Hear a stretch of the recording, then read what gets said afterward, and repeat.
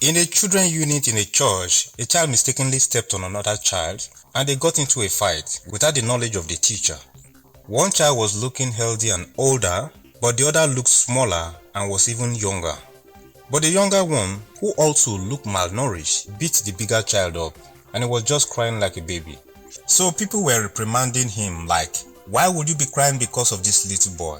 Then their Sunday school teacher replied, "Don't you know that Ajepako and Ajebo is not the same thing?" And he raised that question, why is Ajepako children stronger than the Ajebos? We are not talking about being healthy.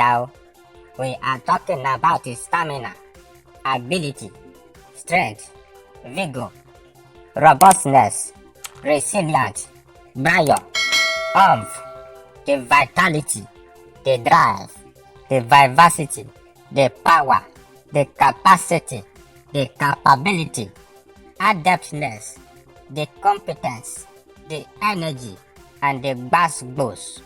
One would say the Ajebo kids have all the nutritional requirements needed for strong bones and physical well-being at their disposal.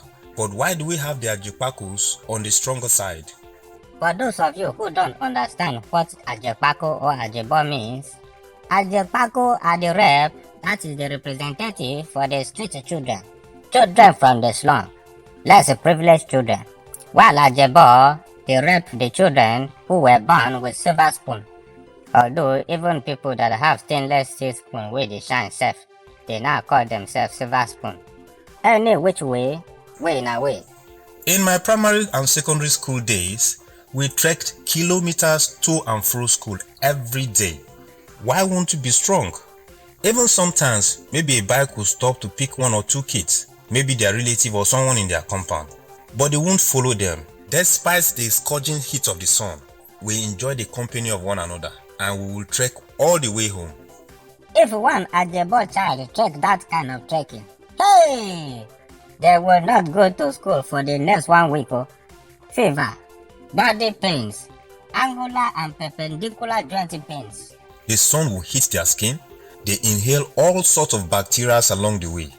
Even those that go with the bike or bus, there is no AC, meaning if there's dust particles flying around, you have no choice than to inhale it. Go to some face me and face you compound in slum areas. They use the type of toilet that they call latrine. You poo inside the hole directly, and the heat of hot shit that is evaporating from the hole can boil a raw egg in just 3 minutes. All that heat is coming directly on your anus. Guess what? Any Ajebo person, including many of you watching this, if you go and use that toilet, hey, a patman dancing crooked dance, instantly you will contact infection. I actually grew up in that kind of setting because I grew up in the rural area until I was like about 20 years old. That was when I left for the city. After living in the city for years, then I went to visit a cousin somewhere in the north. And guess what? That was the kind of toilet they were using. I think I spent about a week or so there. Hey, my people, by the time I came back to Lagos, my anus was itching like hell. Those are the kind of people that will be walking on the road and scratching their life away. If you are selling something, you can even give them 10 naira and carry the whole thing away. They won't know until they finish scratching. But the people that have been using this toilet for years have not had this same disease. Why? The immune system has built a resistance against that disease. So despite the fact that I grew up in that sort of setup, when I left for years, my body saw that it didn't need to build that kind of defense since I didn't need it any longer. So when I went back years after to carry out that sort of practice again, my body was not ready to protect me. You know that is what they call toilet disease. It is a bad disease. Anyways, you will not fall a victim of that kind of disease, so no need to talk too much. Take for instance the Okada people. They are always in the sun working. Even during rainy season, rain will beat them while they are doing their work. Yes, some other people sit in an AC office, they drive AC cars, they sleep in an AC apartment. Just do a 20 minutes walk under that sun and fever will visit you prematurely. How about all those people that used to pack a dustbin? When you pass by the dustbin truck, the kind of odor that is coming from there can ferment the air in your nostrils.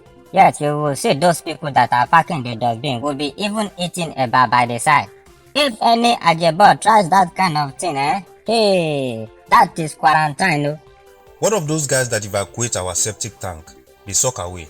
When they are walking, everyone will shut doors and windows and close their mouth as if there is a missile that has been released in the atmosphere. Yet those guys carry on with their work as if nothing did happen. Our bodies are like computer programs.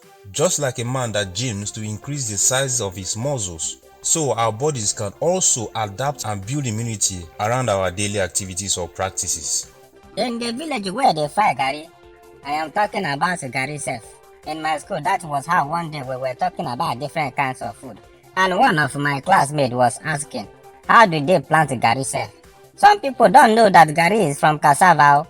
So in the village like this, you will see those women that are frying Gary. They will stay by the fire from morning till night. And they do it every day. How about the kind of food Ajebo and Ajepako eat? They are different.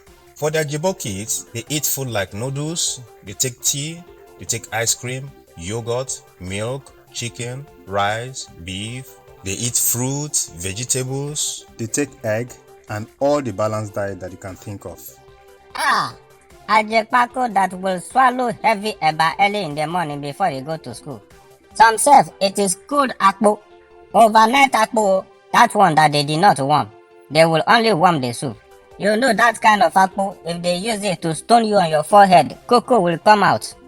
And most times, they eat more of starchy foods, like gari, which is the eba we talked about, akpu, which is also still from cassava, yam. In fact, like I said earlier, I grew up in that kind of village setting, and our staples were starchy food, cassava products, and most times we will eat overnight akpu in the morning before going to school, like Takpo said. When you come back from school, it's either you soak gari or maybe they have boiled yam for you to eat with palm oil. The only thing inside that palm oil will be either salt or maybe if they tried, they will add grounded dried pepper for you. And the yam self, they will not peel the back. They will just pieces it and throw it inside the big pot. Pour water inside, cover it and put it on the fire. Once the thing done, who ready go start to chop. And the thing was, whoever came back from school on time took the better part of the yam. Because once you come back from school, your parents or guardians will direct you to the pot to go and take your own share of the yam. Maybe they will tell you to take, of course, he or she must have counted how many of you are in the house, and she will also count the pieces of yams as well. So maybe everybody is taking 2 or 1. So they will tell you to go and take your own 2 pieces of yam or 1 piece of yam. So when you go, we know yams that used to be sweeter. You know there are different species of yam. Yes! So we will look out for the sweeter species, and there are parts of the yam that are sweeter than the other parts as well. The head of the yam is not as sweet as the bottom. So we will select those parts into our plate.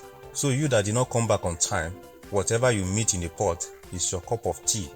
At times, self, they will eat all the yam and remain only water yam for you. Chai! Wahala! I don't know if anyone out there can relate with any of these stories. Of course, you must have been born in the village setting and into a poor family to understand these stories. However, in the evening, we will go back to Akpu again. Cassava used to suffer in the hands of those people in the village, and it is that akpu you eat that evening that you will continue the leftover in the morning before you go to school.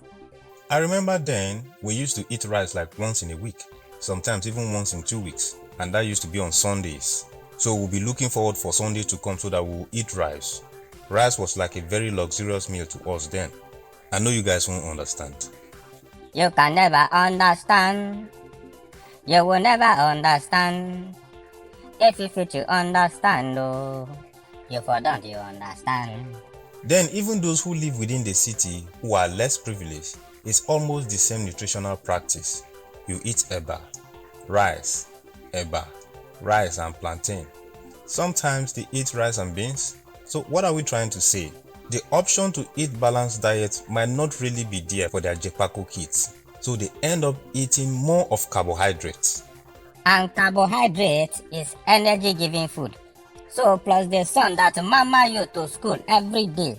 And you know that trekking to school every day too is part of exercise. Yes, that is why they are stronger.